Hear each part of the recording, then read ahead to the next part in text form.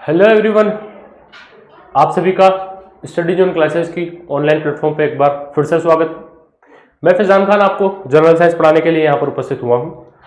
आज की क्लास जो हमारी होने वाली है वो हमारा जो जनरल साइंस का पोर्शन है उसके एक ऐसे टॉपिक पर होने वाली है जिस टॉपिक पर क्वेश्चन आने के चांसेस 100 नहीं 101% है।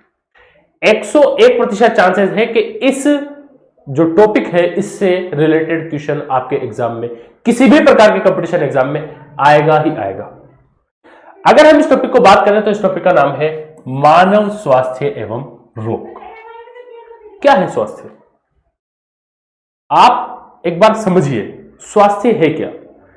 हमारे जीवन में अगर हमारे शरीर की सारी जो क्रियाएं हैं अगर वो नियमित रूप से चल रही है, उनमें कोई दिक्कत नहीं है, तो ये सभी क्रियाएं क्या कहलाएंगी? हाँ, अगर वो नियमित रूप से चल रही है, उनमें कोई दिक्कत नहीं है, तो यही क्या है? हमारा स्वास्थ्य। लेकिन अगर उनमें कोई दिक्कत है, उनमें कोई समस्या है, तो फिर वो क्या कहलाएगा? रोग कहलाएगा। ठीक है स्टूडेंट्स, मेरी बात को समझ रहे होंगे आप। अगर हमारे शरीर की सभी क्रियाएं सामान्य रूप से जैसे उनको चलना चाहिए, अगर वो वैसे चल रही है तो वो हमारी स्वस्थ अवस्था है, और अगर वो सामान्य रूप से नहीं चल रही है तो हमें क्या है? कोई ना कोई रोग है। यहां आपके सामने एक शब्द है डिजीज। अगर मैं इस डिजीज शब्द को आपको समझाऊं तो ये डिजीज शब्द क्या है? DISEASE। ठीक है, इस शब्द को मैं दो भागों में विभाजित करता हूं, डिस प्लस इज। डिस का मतलब होता है अनुपस्थित। डिस का क्या मतलब होता है? अनुपस्थित। किसकी अनुपस्थिति? ईज की, यानी आरामदायक अवस्था की।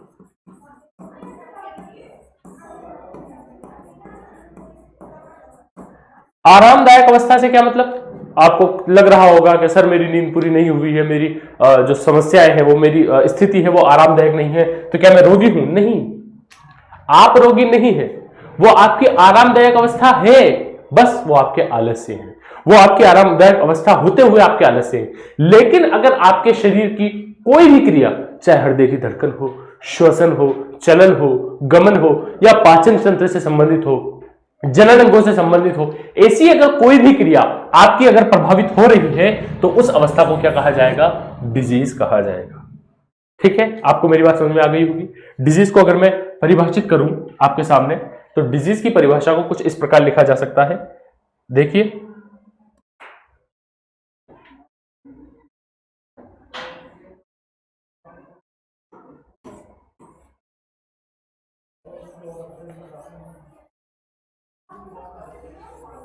क्या है डिजीज? देखिए, डिजीज क्या है? पोषण संबंधी, संक्रमण के कारण, आनुवांशिक कारणों से, या किसी अंग के क्षतिग्रस्त हो जाने से, या फिर जब किसी व्यक्ति की सामान्य क्रियाएं करने में वो सक्षम नहीं हो पाता है, किन्हीं भी कारणों से, पोषण संबंधी विकारों के कारण, संक्रमण के कारण, आनुवांशिक कारणों के कारण, या किसी अंग के क्षतिग्रस्त हो जाने के कारण, यदि उसके जीवन में किसी भी प्रकार से उसकी अगर क्रियाएं, सामान्य क्रियाएं अगर वो करने में सक्षम नहीं हो पाता है, तो इस अवस्था को ही क्या कहा जाता है? बताइए, क्या कहा जाता है? इस अवस्था को रोग कहा जाता है। ठीक है, यहां तक आपको मेरी बात समझ में आ गई होगी। ये आपका एग्जाम का ऐसा टॉपिक है जिससे क्वेश्चन आने के जो चांसेस है वो 100% है। बहुत इंपॉर्टेंट टॉपिक है, 3 स्टार लगा लीजिए। ठीक है, मेरी बात को आप समझ पा रहे हैं? एक बार और वापस, रोग क्या है?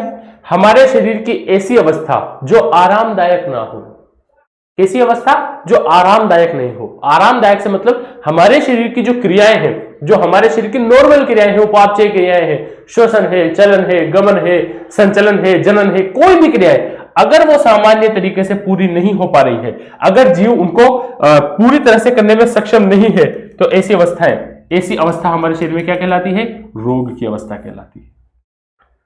ठीक है, अगर हम आगे बात करें, रोग क्या है? एक व्यक्ति के स्वस्थ होने को केवल रोगों की अनुपस्थिति से ही नहीं दर्शा सकते। शारीरिक, मानसिक सामाजिक रूप से पूर्णतः स्वस्थ होना ही व्यक्ति को निरोगी बनाता है। यानी व्यक्ति के स्वस्थ होने को केवल उसकी रोग की अनुपस्थिति नहीं है। हम अगर कोई व्यक्ति किसी रोग से ग्रसित नहीं है तो हम ये नहीं कह सकते कि ये पूरी तरह से निरोगी है। उसके निरोगी होने के लिए उसकी शारीरिक, मानसिक और सामाजिक रूप से पूर्ण रूप से उसके स्वस्थ होना जरूरी है, तभी हम उस व्यक्ति को निरोगी कह सकते हैं। नेक्स्ट, रोग जो होते हैं, अगर मैं रोगों की बात करूं तो सामान्यतः रोग जो होते हैं वो दो प्रकार के होते हैं। कितने प्रकार के होते हैं? दो। कौन कौन से? पहला तो है जन्मजात रोग।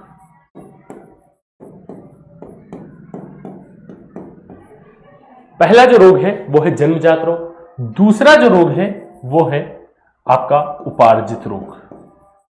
रोगों को सामान्यतः दो भागों में बांटा गया है, ठीक है, जन्मजात रोग और उपार्जित रोग। अब आप अगर हम बात करें कि जन्मजात रोग क्या होते हैं, तो जन्मजात वो रोग होते हैं, ऐसे रोग जो बच्चे में जन्म से ही पाए जाते हैं। यानी जब कोई बच्चा पैदा होगा तो जन्म से आनुवंशिक रूप से अपने माता पिता से वो ये रोग लेकर पैदा होगा, और ऐसे ही रोगों को क्या कहा जाएगा? जन्मजात रोग कहा जाएगा, ठीक है। और ये सामान्यतः कैसे होते हैं? आनुवंशिक होते हैं। अगर उस बच्चे के अंदर उसके माता पिता से आए हैं तो इस बच्चे के बच्चों में भी वो रोग ट्रांसफर होगा। आनुवंशिक रोग क्या होते हैं? ऐसे रोग जो एक पीढ़ी से दूसरी पीढ़ी में स्थानांतरित हो, ऐसे ही रोगों को क्या कहा जाता है? आनुवंशिक रोग कहा जाता है। तो जन्मजात जो रोग होते हैं ये वो रोग होते हैं जो जीवों में एक जीव से दूसरे जीव में स्थानांतरित होते हैं। यहां तक आप मेरी बात को समझ गए हो? वापस से पुनः देखिए, रोग क्या होते हैं? हमारे शरीर की जब सामान्य क्रियाएं सामान्य तरीके से नहीं हो पाती है, उन क्रियाओं को होने में कोई कठिनाई हो या वो क्रिया ना हो रही हो, क्रिया होने में कोई अवरोध हो, तो ऐसी अवस्था क्या कहलाती है? रोगी की अवस्था कहलाती है। और किसी रोग की अनुपस्थिति ही स्वास्थ्य नहीं है। निरोगी व्यक्ति को कौन बनाता है? जब उसकी शारीरिक, मानसिक और सामाजिक रूप से पूर्णता जब होगी तो वही क्या होगा? वही व्यक्ति क्या होगा? निरोगी होगा। और रोग कितने प्रकार के होते हैं? दो प्रकार के होते हैं, जन्मजात रोग और उपार्जित रोग। जन्मजात रोग क्या होते हैं? ऐसे रोग जो बच्चों में जन्म से ही आते हैं, वो रोग क्या कहलाते हैं? जन्मजात रोग कहलाते हैं। माता पिता से बच्चे के अंदर ट्रांसफर होते हैं, ऐसे रोग जन्मजात रोग कहलाते हैं। बच्चा जन्म से लेकर आता है और ये रोग आनुवंशिक होते हैं। अगर ये माता पिता से किसी शिशु में आए हैं तो उस शिशु के बच्चों में भी वो रोग ट्रांसफर होंगे, स्थानांतरित होंगे। इसीलिए इन रोगों को क्या कहा जाता है? आनुवंशिक रोग कहा जाता है। नेक्स्ट जो आपके सामने जन्मजात रोगों को जब हम बात करें तो जन्मजात रोग भी पुनः दो प्रकार के होते हैं। जन्मजात रोग पुनः दो प्रकार के होते हैं। कौन कौन से? एक तो मेंडेलियन विकार और दूसरा जो आपका होगा वो होगा गुणसूत्रीय विकार। मेंडेलियन विकार और गुणसूत्रीय विकार क्या होता है? मेंडेलियन विकार जब किसी जीव की गुणसूत्रों की संरचना में परिवर्तन, गुणसूत्रों में संरचना में परिवर्तन से जो रोग उत्पन्न होंगे, ऐसे रोग क्या कहलाएंगे? मेंडेलियन विकार कहलाएंगे। संरचना में परिवर्तन से उत्पन्न रोग, ध्यान रखिएगा, मेरी इस बात को समझिएगा। किसी भी सामान्य मनुष्य के अंदर कितने गुणसूत्र होते हैं? 46। यानी अगर मैं बात करूं तो इनकी संख्या कितनी होती है? 23 जोड़ी। समझिए, जब कोई भी एक सामान्य व्यक्ति होता है तो उसके शरीर के अंदर कितने गुणसूत्र पाए जाते हैं? 46 गुणसूत्र पाए जाते हैं। पता ही होगा आपको, 10वीं क्लास में आपको बता दिया जाता है। 46 गुणसूत्रों का मतलब टोटल 23 जोड़ी। और इन 23 जोड़ी गुणसूत्रों में से जो 22 जोड़ी गुणसूत्र होते हैं, अर्थात जो 44 गुणसूत्र होते हैं, ये तो होते हैं उसके दैहिक गुणसूत्र, और बाकी जो बचे एक जोड़ी गुणसूत्र अर्थात 2 गुणसूत्र, ये होते हैं उसके लैंगिक गुणसूत्र।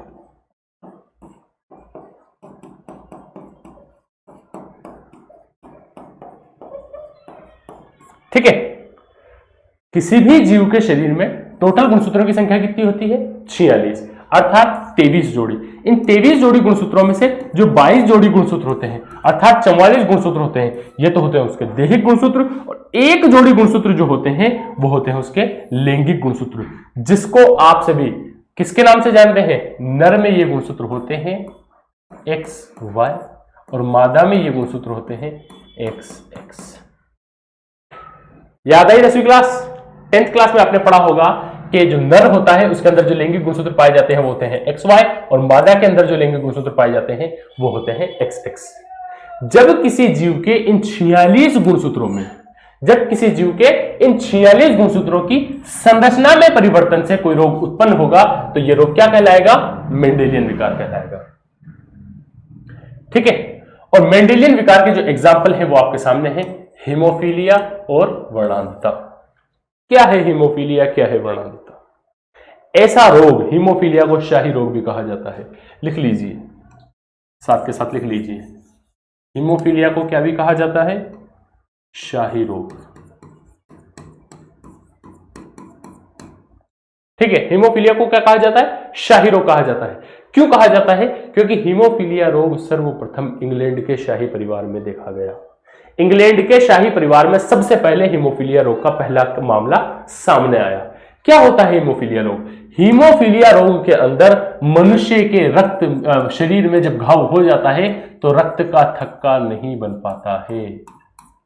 रक्त का थक्का नहीं बन पाता है, और जब रक्त का थक्का नहीं बनेगा तो जो जीव होगा उसके अंदर कौन सा रोग उत्पन्न हो जाएगा? हीमोफीलिया रोग उत्पन्न हो जाएगा। ठीक है, समझ पा रहे हैं? नेक्स्ट जो आपका रोग है वो है वर्णांधता।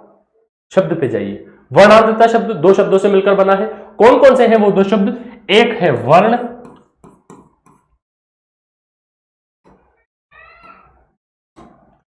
और दूसरा है अंधता। एक है वर्ण और दूसरा है अंधता। वर्ण शब्द का सामान्यतः मतलब होता है रंग, और अंधता का मतलब होता है अंधा। यानी वर्णांधता से जो पीड़ित होगा वो वर्णों का, रंगों का अंधा होगा। यानी इस व्यक्ति को सामान्य रंग नहीं दिखाई देते। कौन कौन से रंग नहीं दिखाई देते इस व्यक्ति को?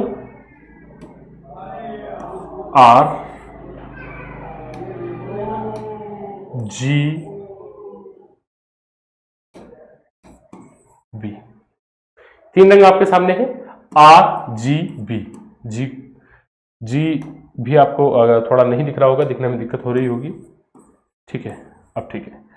रेड, ग्रीन और ब्लू, इन तीन रंगों में वर्णांध व्यक्ति अंतर नहीं कर पाता है। इस कारण इस रोग को वर्णांध रोग कहा जाता है। और यह उत्पन्न कैसे होता है? जीवों के शरीर में उनके गुणसूत्रों की संरचना में जब परिवर्तन होगा तो उस संरचना में परिवर्तन से उत्पन्न रोग क्या कहलाएगा? वर्णांधता कहलाएगा। ठीक है, मेरी बात को समझ गए? नेक्स्ट आपके सामने जो रोग है वो है, कौन सा है आपके सामने? गुणसूत्रों की संख्या में परिवर्तन से उत्पन्न होने वाला रोग। कौन सा? गुणसूत्रीय विकार। नाम से पता चल रहा है, जब जीव की गुणसूत्रों की सामान्य संख्या देखिए कितनी होती है? सामान्य संख्या कितनी है? 46। अगर इस संख्या में परिवर्तन होगा, अगर गुणसूत्रों की संख्या 47 हो जाएगी या फिर गुणसूत्रों की संख्या 46 हो जाएगी, अर्थात 46 + 1 हो जाएगा या 46 - 1 हो जाएगा या +2 हो जाएगा, तब क्या होगा? कौन सा रोग उत्पन्न होगा? गुणसूत्रीय विकार। और यह बहुत भारी रोग है, भयंकर रोग है। ठीक है, और जब गुणसूत्रों की संरचना में परिवर्तन होगा तो मेंडेलियन विकार उत्पन्न होगा।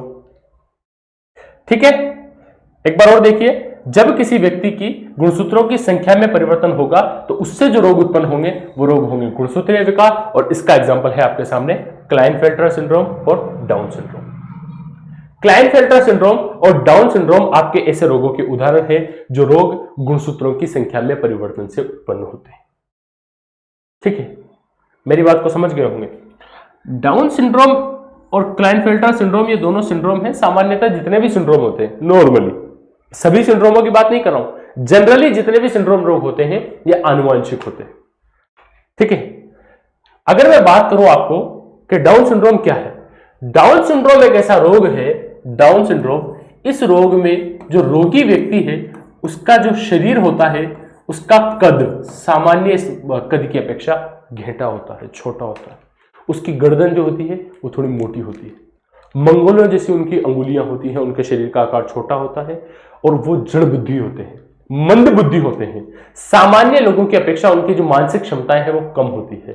तो वो रोग किसके अंदर उत्पन्न होता है? गुणसूत्रीय विकार के कारण। और गुणसूत्रीय विकार रोग कब उत्पन्न होते हैं? जब व्यक्ति के गुणसूत्रों की सामान्य जो संख्या है उसमें परिवर्तन आ जाएगा। 46 में एक गुणसूत्र हट जाएगा या जुड़ जाएगा, या 2 गुणसूत्र जुड़ जाएंगे या हट जाएंगे, तो जो रोग उत्पन्न होगा वो रोग होगा डाउन सिंड्रोम। यहां तक आप मेरी बात को समझ गए होंगे? ठीक है, नेक्स्ट वापस से देखिए। अब जो रोग होंगे, दूसरे नंबर पर आपका जो रोग है उसका जो नाम है वो है उपार्जित रोग।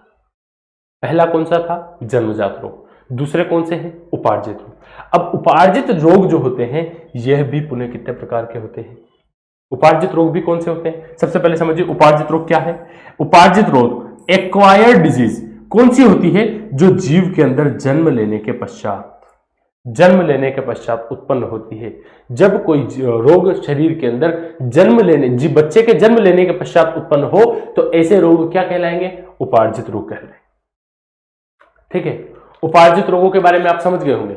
उपार्जित रोग ऐसे रोग जो व्यक्ति के अंदर जन्म लेने के पश्चात उत्पन्न होंगे। जन्मजात रोग जो जीव के अंदर जन्म से ही साथ आएंगे, तो ऐसे रोग जन्मजात होंगे। जो बाद में उत्पन्न हुए वो उपार्जित रोग होंगे।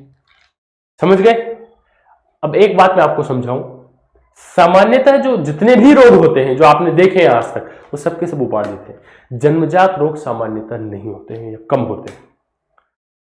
अब अगर मैं बात करूं तो उपार्जित रोगों की आगे, तो उपार्जित रोग जो होते हैं वो आगे पुनः कितने प्रकार के होते हैं? 2 प्रकार के होते हैं। उपार्जित रोग पुनः कितने प्रकार के होते हैं? 2 प्रकार के। उपार्जित रोग कितने प्रकार के? 2 प्रकार के। कौन कौन से? एक तो है संक्रामक रोग और दूसरे हैं असंक्रामक रोग।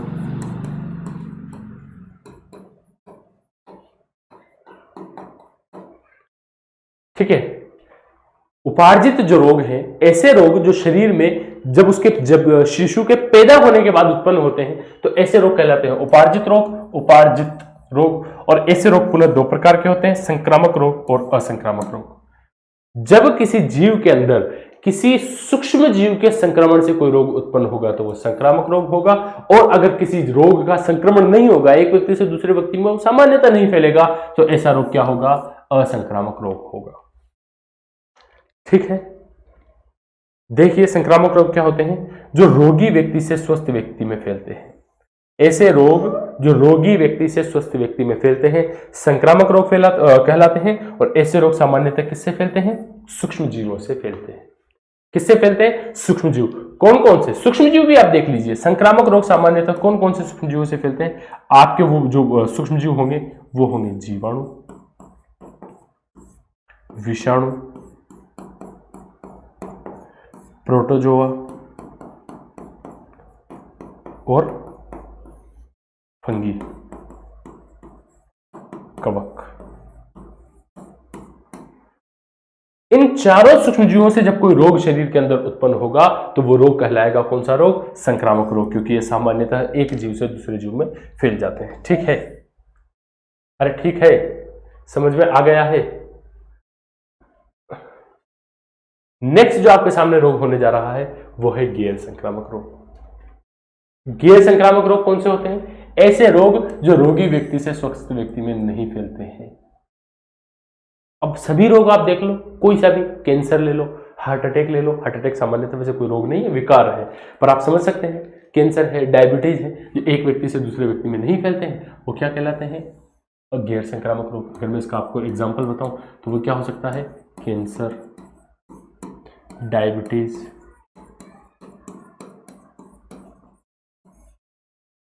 ठीक है, अरे समझ गए? चलिए समझ गए। नेक्स्ट जो आपके सामने रोग है वो है, अब सामान्यतः रोग जो है उनको हम अब आगे देखेंगे। अब एक एक करके हम रोगों को पढ़ेंगे, लेकिन उससे पहले कुछ मोस्ट इंपॉर्टेंट परिभाषाएं हैं जो आपको बतानी है।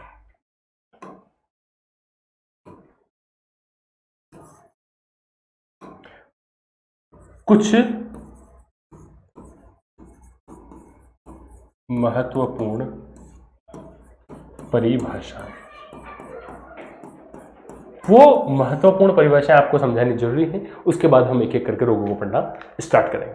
कौन कौन सी है वो महत्वपूर्ण परिभाषाएं? सबसे पहले रोग कारक। क्या होते हैं रोग कारक? सामान्यतः सूक्ष्मजीव होते हैं जो रोग उत्पन्न करते हैं। ऐसे सूक्ष्मजीव जो रोग उत्पन्न करते हैं, सूक्ष्मजीव जो रोग उत्पन्न करते हैं, वो सूक्ष्मजीव क्या कहलाते हैं? रोग कारक कहलाते हैं, यानी वो उस रोग के कारक है, उस रोग के कारण है। उदाहरण प्लाज्मोडियम। उदाहरण क्या है आपके सामने? प्लाज्मोडियम। प्लाज्मोडियम क्या है? मलेरिया रोग का रोग कारक है। अब आपके दिमाग में सवाल आ रहा होगा, सब हमने तो हमेशा से सुना था कि जो हमारा मलेरिया रोग है, बचपन से आप पढ़ते आए हो कि आपका जो मलेरिया रोग है ये किससे फैलता है? मादा एनाफिलीज, सुना है ना? मादा एनाफिलीज मच्छर से। क्या आपके अब जो आपके कंसेप्ट थे वो बिगड़ने लगे? हाँ बच्चों, ये फैलता तो मादा एनाफिलीज मच्छर से ही है। साथियों बिल्कुल सही बात है, फैलता तो मादा एनाफिलीज मच्छर से ही, लेकिन मादा एनाफिलीज मच्छर क्या है? इसका रोगवाहक। रोगवाहक है वो रोग कारक नहीं है। रोग कारक कौन है इसका? प्लाज्मोडियम। ठीक है,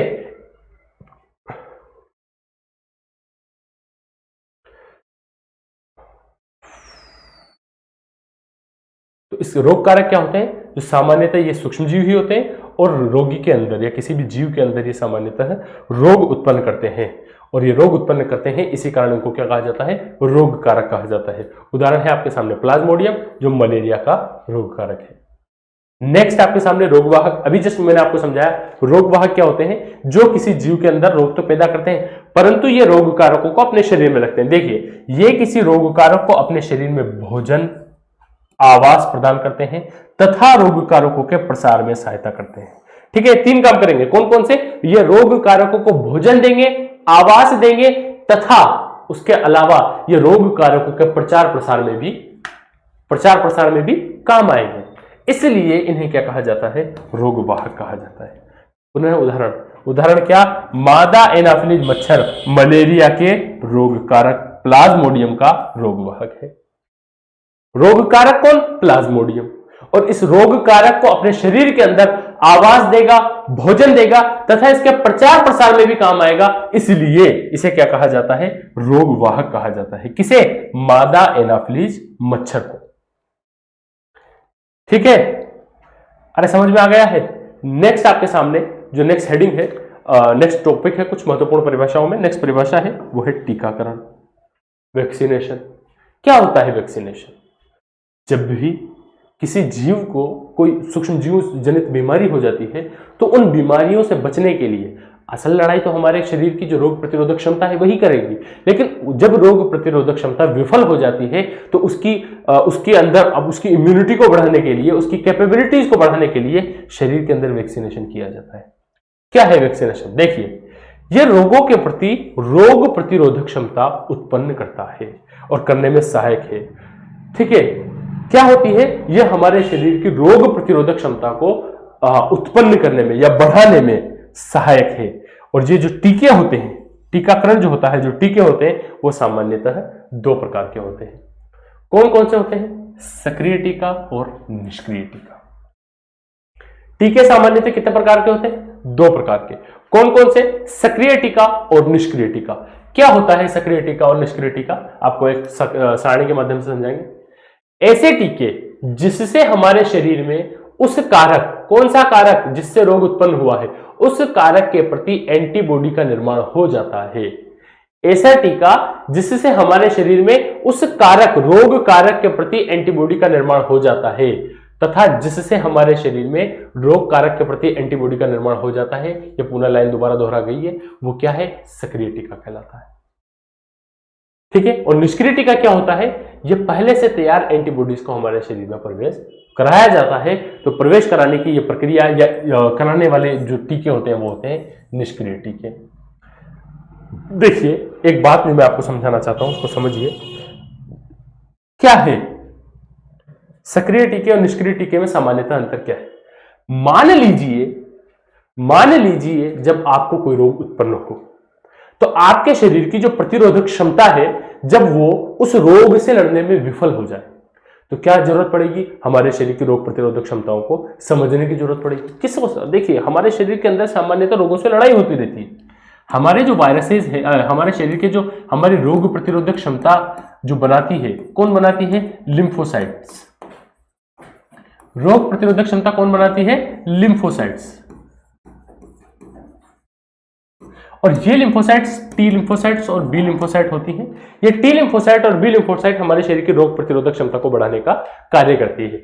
जब हमारे शरीर की ये रोग प्रतिरोधक क्षमता है लिम्फोसाइट्स उस रोग से लड़ने के लिए विफल हो जाती है, तब हमें टीका लगाया जाता है। ठीक है।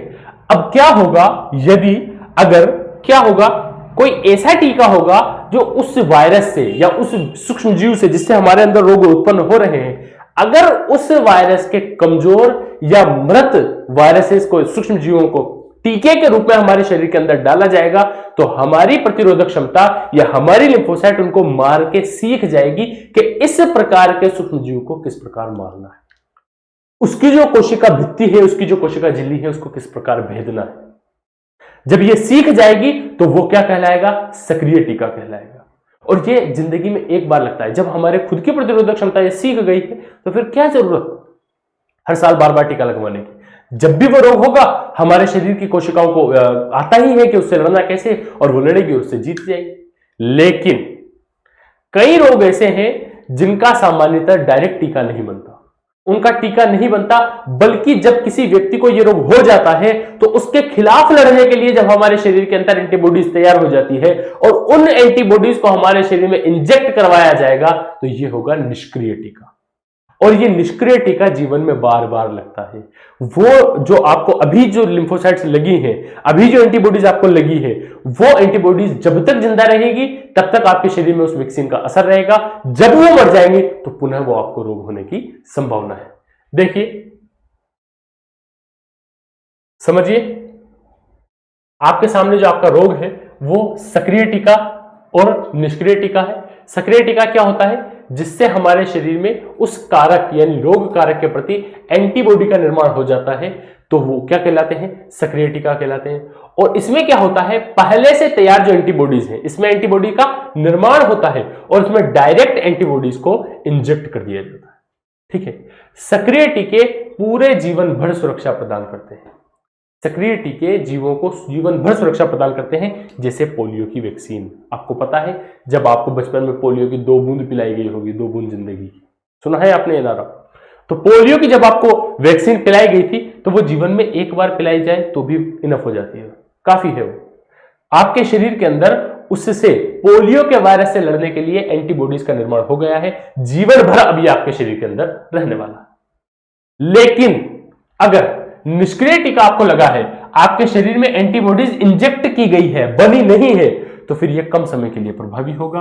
और यह कम समय के लिए प्रभावी होगा, इसका उदाहरण है आपका टिटेनस। टिटेनस का टीका आपको आपकी जिंदगी में बार बार लगवाना पड़ता है, पता ही है आपको। हर 6 महीने में टिटेनस का एक बार टीका लगवाना पड़ता है, क्योंकि टिटेनस का टीका किससे बना हुआ है?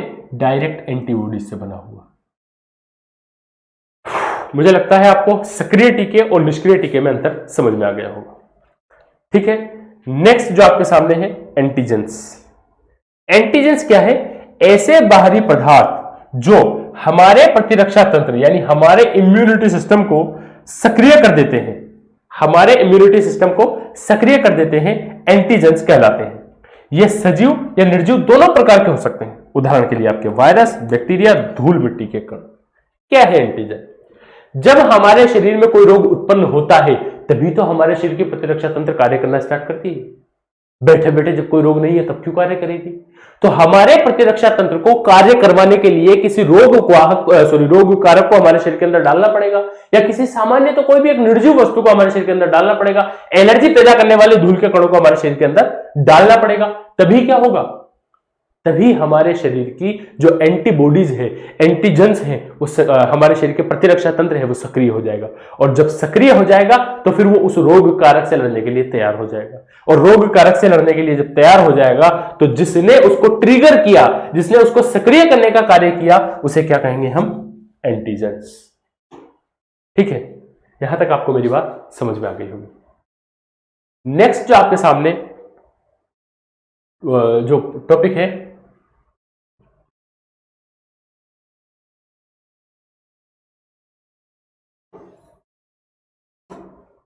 यहां तक आपको मेरी बात समझ में आ गई? ठीक है, टीकाकरण तक टीके के जो प्रकार होते हैं वो आपको बता दिए हैं। नेक्स्ट जो आपके सामने है वो है आपके जीवाणु जनित रोग। अब हम एक एक करके रोगों की बात करेंगे। महत्वपूर्ण परिभाषाएं कुछ थी जो आपको बतानी थी, वो आपको बता चुके हैं। अब हम बात करेंगे एक एक करके रोगों की। आपके सामने सबसे पहले हम शुरू करने जा रहे हैं जीवाणु जनित रोग। ठीक है, पहला जो आपका जीवाणु जनित रोग है उसका नाम है टाइफाइड। पहला जो जीवाणु जनित रोग है वो है टाइफाइड।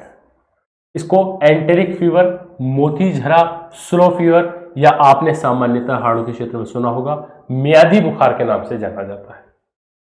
मियादी बुखार जब किसी व्यक्ति को होगा तो उसे क्या माना जाएगा कि इसको क्या हुआ है? टाइफाइड हुआ है। क्या है टाइफाइड? इसका जो रोग कारक है, ध्यान रखिए, हम जितने भी जो रोग हैं उनको इसी क्रम में पढ़ेंगे। रोग कारक पढ़ेंगे, रोगवाहक पढ़ेंगे, प्रतिरक्षा पढ़ेंगे, उपचार पढ़ेंगे, उसके लक्षण पढ़ेंगे और वैक्सीन वगैरह पढ़ेंगे। क्रम से हम उसको पढ़ना स्टार्ट करेंगे। ठीक है, हमारा पहला रोग है टाइफाइड। इस टाइफाइड रोग को फैलाने के लिए जो रोग कारक, जो सूक्ष्म जीव कारगर होता है, जो उस रोग को फैलाता है, उसका नाम है साल्मोनेला टाइफी। Salmonella typhi. ठीक है, इस रोग का जो संक्रमण होता है यह सामान्यतः दूषित जल और भोजन होता है। दूषित जल एवं भोजन से यह जो वायरस, जो साल्मोनेला टाइफी जीवाणु है, यह फैलता है। दूषित जल और भोजन से कैसे? कैसे हमारा जो खाना है वो दूषित होगा या जल जो है वो दूषित होगा? समझिए, मान लीजिए कोई मक्खी है जो किसी गंदगी पर जाकर बैठी और वो उस गंदगी पर टाइफाइड के साल्मोनेला टाइफी रोग कारक मौजूद थे। अब उसने नहीं चाहा कि वो हम उसके शरीर के अंदर आए, लेकिन वो जाकर बैठी, उसके पैरों में वो चिपक गए। अब जब वो उसके पैरों में चिपक गए तो जब ये मक्खी किसी अच्छे खाने के ऊपर आकर बैठेगी, हमारे भोजन के ऊपर आकर बैठेगी, तो वो खाने को क्या कर देगी? दूषित कर देगी। जिस पानी पर ये आकर बैठेगी उस पानी को क्या कर देगी? दूषित कर देगी। तो इससे हमारे शरीर के अंदर टाइफाइड जैसे रोग का संक्रमण हो सकता है। उसके बाद इस रोग के जो लक्षण होते हैं वो क्या होते हैं? सामान्यतः टाइफाइड के लक्षणों में देखा जाता है कि आंतों के अंदर संक्रमण होता है और व्यक्ति को उल्टी लगती है तथा दस्त लगते हैं। तेज बुखार रहता है जो सामान्यतः शाम के समय या रात्रि के समय आता है। रात के समय बुखार आएगा ठंड लग के, और ठंड लगने के बाद सुबह तक जाकर पता लगता है कि उस व्यक्ति को क्या हो चुका है? टाइफाइड हो चुका है। तो रात्रि में बहुत तेज बुखार आता है, आंतों में संक्रमण हो जाता है, आंतों में ऐंठन होती है, जलन होती है और उल्टी लगती है, दस्त लगते हैं और तेज बुखार होता है। अब हमें पता कैसे चलेगा कि किसी व्यक्ति को टाइफाइड है या नहीं है? क्योंकि आंतों में संक्रमण तो किसी अन्य रोग से भी हो सकता है, आंतों में ऐंठन किसी और रोग से भी हो सकती है, आपको उल्टी और दस्त भी किसी अन्य रोग से हो सकते हैं, जैसे पेचिस वगैरह हो सकता है। इन सबके कारण भी आपको उल्टी दस्त हो सकते हैं। पता कैसे चलेगा कि उस व्यक्ति को टाइफाइड रोग हुआ है? पता चलेगा विडाल परीक्षण से। पता किससे चलेगा? विडाल टेस्ट से। एक टेस्ट होगा विडाल टेस्ट। जब वो टेस्ट होगा, अगर आपकी रिपोर्ट पॉजिटिव आई तो आप टाइफाइड रोग से ग्रसित होंगे। ठीक है, अब अगर हमें इस रोग से बचना है तो इसका एक टीका आता है। कौन सा टीका? वो है इसका टीएबी वैक्सीन। टीएबी की फुल फॉर्म क्या है? टाइफाइड, पैरा टाइफाइड ए और बी। टाइफाइड, पैरा टाइफाइड ए और बी, यानी टाइफाइड ए हो चाहे टाइफाइड बी हो, इन दोनों के लिए यह वैक्सीन कारगर होती है। ठीक है, पहला रोग हमारा टाइफाइड था, जीवाणु जनित रोग था, जीवाणुओं से होने वाला रोग था। यह आपको समझ में आ गया होगा। इसका उपचार भी देख लीजिए। सामान्यतः इन रोगों का जो उपचार होता है वो सेम ही होता है। इनकी उपचार के लिए क्या करना है? हमारे रोग प्रतिरोधक क्षमता को बढ़ाना है। रोग प्रतिरोधक क्षमता को कौन बढ़ाएगा? एंटीबायोटिक दवाइयां। इसको क्या करेंगे? उसको बढ़ाने का कार्य करेंगे, जिससे क्या होगा? रोग प्रतिरोधक क्षमताओं के अंदर योग्यता ऐसी आएगी कि वो साल्मोनेला टाइफी जैसे वायरस को उड़ा दे। ठीक है, समझ गए? नेक्स्ट आपके सामने जो रोग है वो है कोलेरा, जिसे आप सामान्यतः हैजा के नाम से जानते हैं। हैजा के नाम से जिसे आप जानते हैं, सामान्यतः हैजा ही इसका नाम है। विसूचिका भी इसे कभी कभी कह दिया जाता है। ये जो रोग है वो आपका नेक्स्ट रोग है। इस रोग का जो रोग कारक है, इस रोग का जो रोग कारक है वह है विब्रियो कोलेरी। लिख के बता देता हूं मैं आपको, ये थोड़ा गलत लिख रहा है, विब्रियो कोलेरी। ये एक कोमा, इंग्लिश का जो आपने कोमा देखा है ऐसा होता है कोमा। इस कोमा के आकृति का ये बैक्टीरिया होता है, ठीक है। इसका जो वाहक है वो है सामान्यतः क्या, हमारी घरेलू मक्खियां, जैसे हम फल मक्खी भी कह सकते हैं। ये क्या है, सामान्यतः कोलेरा जैसे रोग की वाहक है।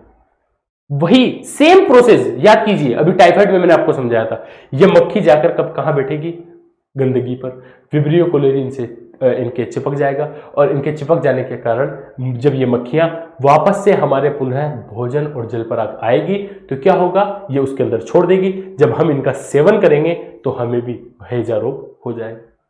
लक्षण क्या होता है, वही सेम लक्षण, आंतों के अंदर संक्रमण है, उल्टी है, दस्त है और तेज बुखार। सामान्यतः बुखार क्या है, आपको लगता होगा बुखार एक बीमारी है, हाँ एक बीमारी है, लेकिन बीमारी नहीं है, वो हमारे शरीर की रोग कारक बैक्टीरियाओं से लड़ने की एबिलिटी है। हमारी कोशिका अपना तापमान धीरे धीरे बढ़ाती है ताकि ये जो वायरस है, ये जो सूक्ष्मजीव हमारे शरीर के अंदर आया है, ये भगे या मरे। तो बुखार आना अच्छी निशानी है, असल में वो रोग की निशानी है, लेकिन हम बुखार को बुखार की दृष्टि से ना देखें, हम देखें कि हमारी कोशिकाओं के अंदर ऐसे क्यों उद्दीपन हुआ है जिसके प्रति हमारे शरीर ने गर्मी स्थापित की है। समझ में आ गया आपको लक्षण। नेक्स्ट इसका परीक्षण जो है शिक परीक्षण।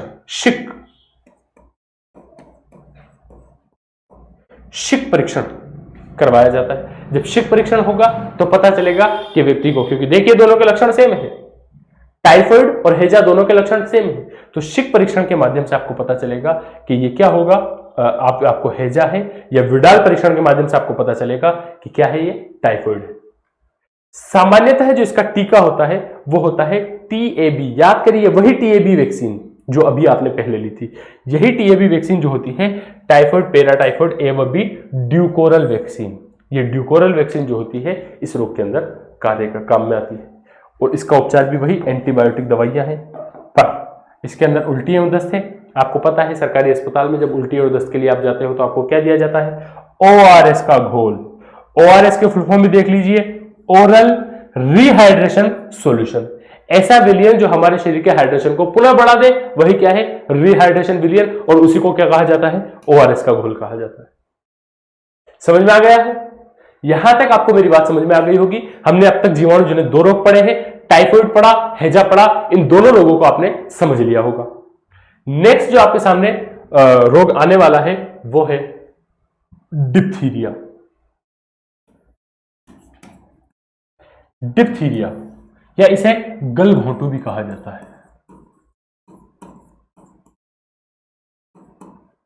गलघोंटू, गला घुटता है इसमें ऐसा लगता है जैसे दम घुट रहा हो, और दम घुटने की जैसी प्रवृत्ति उत्पन्न होती है किसमें, गलघोंटू रोग में, जिसे हम डिप्थीरिया के नाम से भी जाना जाता है। क्या है इसका रोग कारक? रोग कारक क्या है इसका, किर्नीबैक्टीरियम डिप्थीरियाई। डिप्थीरियाई ये ऐसा जीवाणु है जिसकी वजह से व्यक्ति को डिप्थीरिया रोग होता है। इसका संक्रमण कैसे होता है, संक्रमित वस्तुओं एवं दूषित जल एवं भोजन से। जब वही दूषित जल एवं भोजन, सामान्यतः मक्खियां दूषित जल को दूषित और भोजन करती हैं, खाने को, भोजन को दूषित करती हैं मक्खियां, और इन मक्खियों से ही यह रोग संक्रमण, इस रोग का संक्रमण हो जाता है। लक्षण क्या है इसका, सामान्यतः लक्षण है गले में संक्रमण होगा। गले में क्या होगा, संक्रमण होगा, जिसके कारण हमें सांस लेने में तकलीफ होगी और हमारे गले घुटने जैसी समस्याएं उत्पन्न होगी। गले में संक्रमण होगा, गहरे लाल दाने दिखाई देंगे शरीर पर, और जो हमारा श्वसन मार्ग है, यह श्वसन मार्ग, इसके अंदर गाढ़ा होकर एक द्रव जमने लगेगा। ये यहां नहीं लिख रहा है, श्वसन मार्ग में गाढ़ा द्रव जमने लगेगा, जिससे सांस लेने में कठिनाई होगी। जिससे क्या होगी, सांस लेने में कठिनाई होगी और हमारा गला घुटेगा और हम मान लेंगे कि हमें क्या हो गया है, डिप्थीरिया रोग हो गया है। समझ गए? नेक्स्ट आपके सामने इसका जो परीक्षण होता है वो होता है कफ परीक्षण। जब किसी व्यक्ति के गले के अंदर अगर कोई रोग उत्पन्न हुआ तो गले के अंदर मैंने आपको बताया कि एक गाढ़ा द्रव जमा होने लगता है, एक गाढ़ा द्रव जमा होने लगता है, और ये गाढ़ा द्रव ही जब इसका परीक्षण किया जाता है, इस कफ का टेस्ट किया जाता है, तो पता चलता है कि उस व्यक्ति को डिप्थीरिया रोग हो गया है। इसकी वैक्सीन भी है DPT vaccine. DPT vaccine, DPT vaccine को भी थोड़ा सा हम देख लेंगे, क्या है डीपीटी वैक्सीन। डीपीटी वैक्सीन ये हमारे डिप्थीरिया रोग में, पर्ट्यूसिस में और जो हमारा ट्यूबरक्यूलोसिस रोग होता है इनमें काम आती है। तो इसमें डिप्थीरिया रोग आ रहा है, डीपीटी वैक्सीन 3 रोगों में काम आएगी। कौन कौन से? Diphtheria, pertussis, tuberculosis. इन तीनों रोगों में ये काम आएगी। अभी हम तीनों रोगों को पढ़ेंगे, तो ये इस वैक्सीन को आप थोड़ा सा याद रखिएगा, ठीक है।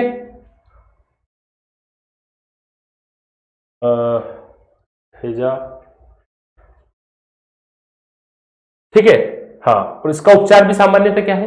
वही एंटीबायोटिक दवाइयां जो हमारे शरीर की रोग प्रतिरोधक क्षमता को बढ़ाएगी तो हम इस रोग से जल्द ही सुरक्षा पा जाएंगे। नेक्स्ट जो आपके सामने रोग आ रहा है वो है पर्ट्यूसिस, वही डीपीटी वैक्सीन, ध्यान रखिए। देखिए दूसरा रोग पर्ट्यूसिस, इसे हम काली खांसी के नाम से भी जानते हैं, कुकर खांसी के नाम से भी आपने इसे सुना होगा। कुकर खांसी क्यों? क्योंकि जैसे कुकर, जिस प्रकार कुकर के अंदर सीटी लगती है, ठीक उसी प्रकार इसके अंदर भी हल्की हल्की आवाजें आती है जिस व्यक्ति को ये रोग होता है। और इसे 100 डेज कफ भी कहा जाता है, या फिर हुपिंग कफ भी इसे कहा जाता है।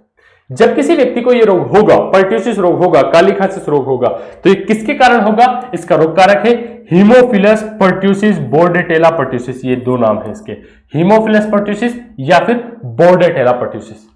ये इसका रोग कारक जीवाणु है जिसके कारण ये रोग उत्पन्न होगा। इसका संक्रमण किससे होता है? सामान्यतः संक्रमित वस्तुओं के से तथा रोगी व्यक्ति के संपर्क में आने से।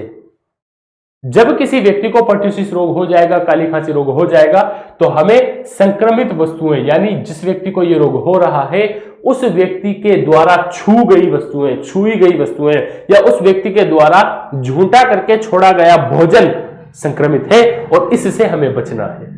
ध्यान रखना, कोरोना वाली बात, हमें बीमार से लड़ना है, हमें बीमारी से लड़ना है, बीमार से नहीं।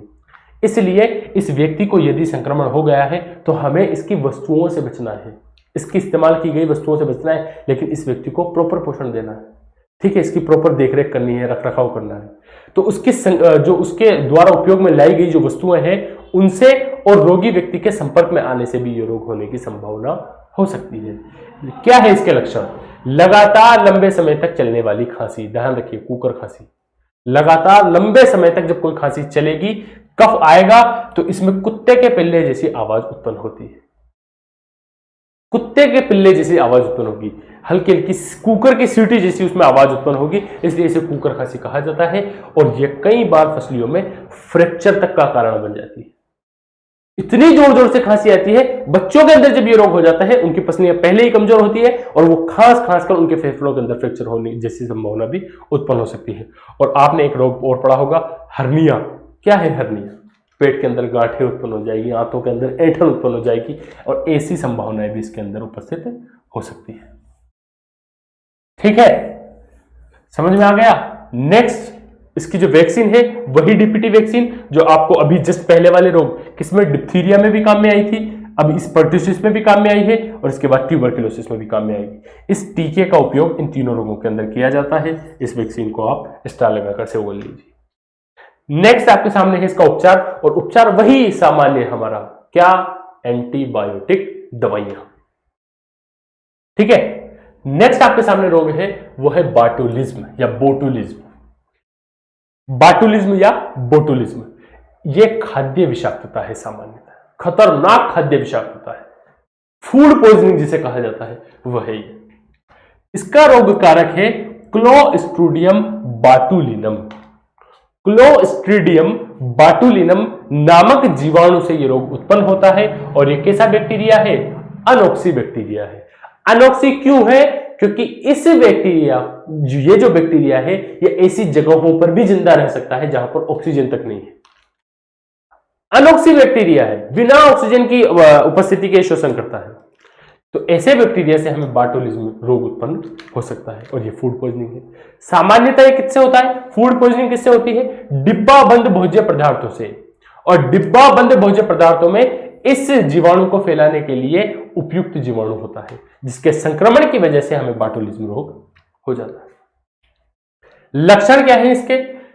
इसके जो लक्षण है, जब हम संक्रमित भोजन का सेवन करेंगे तो उसके बाद हमारे तंत्रिका तंत्र तथा मांसपेशियां प्रभावित होगी, उनमें ऐंठन उत्पन्न होगी और उसके बाद व्यक्ति बेहोश हो जाएगा। और यदि उसे समय पर उपचार नहीं मिला तो रोगी की क्या भी हो सकती है? मृत्यु। इसलिए ऐसे घातक रोगों से बचने के लिए हमें हमेशा जो हमारा खाना है वो दूषित ना हो, इसका खास ख्याल रखना चाहिए, पुराना ना हो, इसका खास ख्याल रखना चाहिए, सड़ा हुआ ना हो, इसका खास ख्याल रखना चाहिए। और जो लोग ऐसे खाने खाने पर मजबूर हैं, कम से कम उनके बारे में सोचना चाहिए। इसका उपचार सामान्यतः वही एंटीटॉक्सिन्स और एंटीबायोटिक्स जो हमें इस रोग से बचा सकते हैं। ठीक है, चलिए आज हमने जो रोग पढ़े, आपको आज की क्लास में मुझे लगता है कि कोई सामान्यता समस्या नहीं आई होगी। हमने खूब व्याख्या के साथ इन रोगों को पढ़ा है। अगर हम एक बार एक नॉर्मल पेज पर हमारी आज की पूरी क्लास का रिवीजन कर लेते हैं। सबसे पहले हमने पढ़ा कि रोग क्या है और स्वास्थ्य क्या है। जब हमारे शरीर की सभी क्रियाएं सामान्य रूप से चलती रहेगी तो वो हम स्वस्थ होंगे, और सभी क्रियाओं का चलना ही स्वास्थ्य नहीं है। व्यक्ति का शारीरिक, मानसिक और सामाजिक स्वस्थ होना भी उसको निरोगी बनाता है, आपको पता है। और रोग क्या है? जब हमारे शरीर की सामान्य प्रक्रियाएं सामान्य रूप से नहीं चलेंगी तो इस अवस्था को ही क्या कहा जाएगा? रोग कहा जाएगा। इसके बाद हमने देखा कि जो रोग है वो कितने प्रकार के होते हैं? रोग 2 प्रकार के होते हैं। कौन कौन से? पहला तो आपने देखा जन्मजात रोग।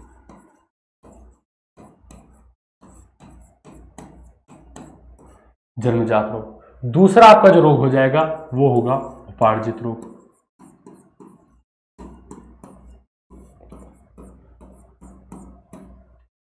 जन्मजात रोग और उपार्जित रोग। जन्मजात रोग भी पुनः आगे जाकर 2 प्रकार के होते हैं। जन्मजात रोग वो जो शिशु के अंदर जन्म से उत्पन्न होंगे, आनुवंशिक रोग होंगे, यह भी पुनः 2 प्रकार के होते हैं। कौन कौन से? मेंडेलियन विकार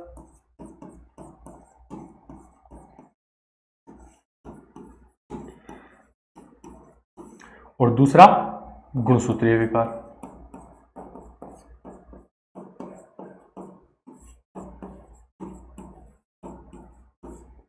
मेंडेलियन विकार और गुणसूत्रीय विकार। अब आपके जो उपार्जित होंगे, यह भी उपार्जित रोग जो है वो भी, ये भी पुनः 2 प्रकार के होते हैं। कौन कौन से? संक्रामक और गैर संक्रामक।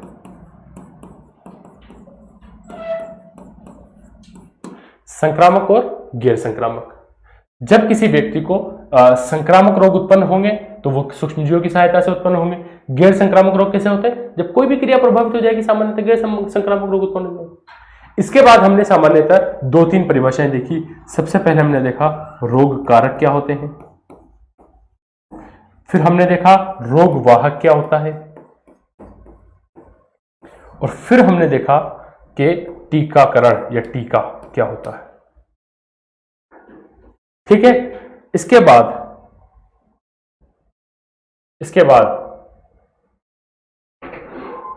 पुनः हमने टीके को 2 भागों में विभाजित किया। कौन कौन से? जी ठीक है। टीका पुनः 2 प्रकार का होता है। कौन कौन से? सक्रिय टीका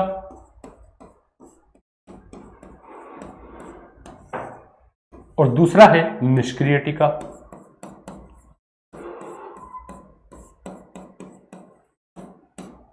सक्रिय टीका और निष्क्रिय टीका, इन दोनों के बारे में भी हमने पढ़ा। और इसके बाद हमने एक और परिभाषा पढ़ी जिसे हमने कहा एंटीजेंस।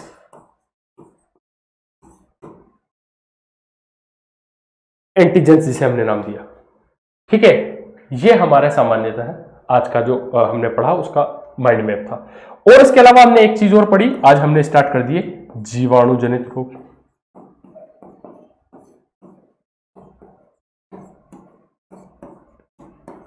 और जीवाणु जनित रोगों में भी सबसे पहले जो हमने पढ़ा वो हमने पढ़ा टाइफॉइड, हैजा,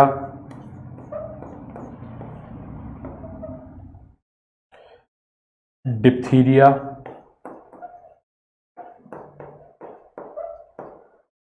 और पर्ट्यूसिस।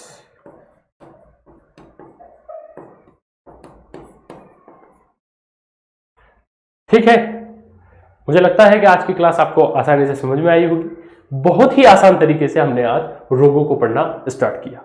देखिए, अगर आप जी लगाकर पढ़ेंगे तो आपको समझ में आएगा, मन लगाकर अगर आप पढ़ेंगे तो आपको समझ में आएगा, और यह समझ में आएगा कि किस प्रकार आसान शब्दों में, आसान तरीके से, बिना किन्हीं ट्रिकों की सहायता से आसानी से आपको समझ में आ सकता है। ये कोई रीजनिंग और हिस्ट्री थोड़ी है कि आपको ट्रिक बताई जाए, बहुत ही आसान तरीके से आपको ये समझ में आ जाएगा। इस चैप्टर से जो क्वेश्चंस आते हैं वो किस प्रकार आते हैं, आपको क्या दे दिया जाएगा, आपको रोग किसी भी प्रकार के कोई भी सूक्ष्म जीव का नाम दे दिया जाएगा, जैसे कवक, प्रोटोजोआ, फंगी, कवक, जीवाणु, विषाणु, किसी का भी नाम दे दिया जाएगा, या सिर्फ यह दे दिया जाएगा कि इनमें से बताइए जीवाणु जनित रोग कौन से। अगर आपने ध्यान से पढ़ा होगा तो आपको समझ में आ जाएगा कि यह कौन सा रोग है। यह हमारे आज की क्लास का माइंड मैप है, यह आपको हमारे स्टडी जोन क्लासेस के ऐप पर उपलब्ध करा दिया जाएगा। हमारी आज की पूरी क्लास आप पढ़ रहे होंगे। आपका बहुत बहुत शुक्रिया, बहुत बहुत धन्यवाद कि आपने मन लगाकर ये क्लास पढ़ी, और इसी के साथ मैं आपसे अलविदा लेता हूं। जय हिंद, जय भारत।